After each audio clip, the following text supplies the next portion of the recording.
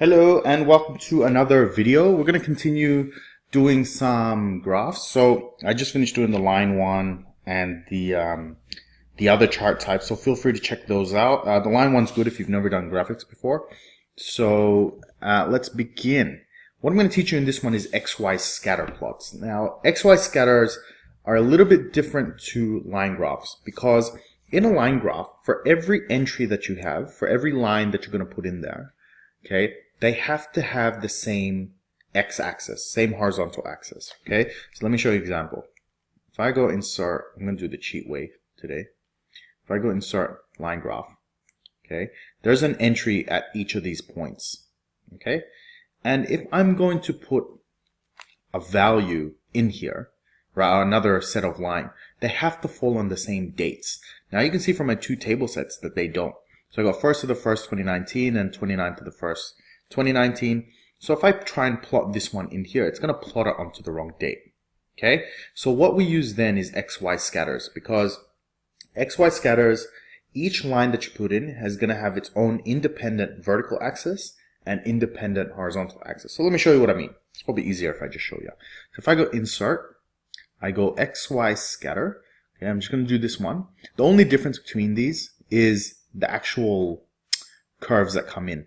In this one, it's just the dots. This one, it's a smooth line that connects them, right? This one is without the markers, but the dots are still there. They're just invisible. And these ones are direct lines between the points. Okay, so we're going to start here and I'll show you the rest later. So if I come here, I'm going to introduce my data set. So I go right click, select data. I'm going to add my first entry. Now you'll notice this one looks a lot different than the other one. Okay, so I'm going to go dog food.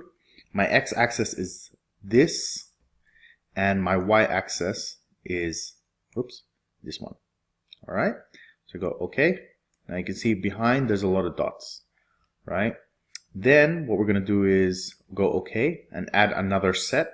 We're going to go cat food this time. X-axis are these dates. So you notice I'm adding dates or X and Y for each entry, and then the vertical ones. Okay, I'll go okay.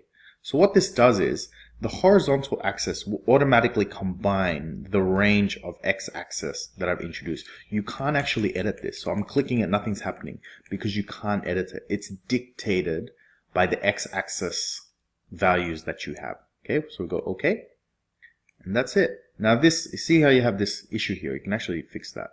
If you just go to home and click on, you can have it angled. So it just makes it a little bit easier to read. Okay, now XY scatter plots, what they're used for is to determine the relationship between your x-axis values and your y-axis values. Okay, and without getting into data scientists speak of like correlations and regressions and all that kind of stuff, you're really just looking at the relationship. So for example, let's say your x-axis is the number of days you keep your store open. Okay, let's say you have a milk bar or a fish and chip shop, whatever it might be. On some months, you open them 3 days a week. Sometimes you open them on for 5 days of the week in different months. And you start plotting all that information. And then you plot it against your sales. Now, let's say your results show that when you're open 5 days, that's when you make the most sales.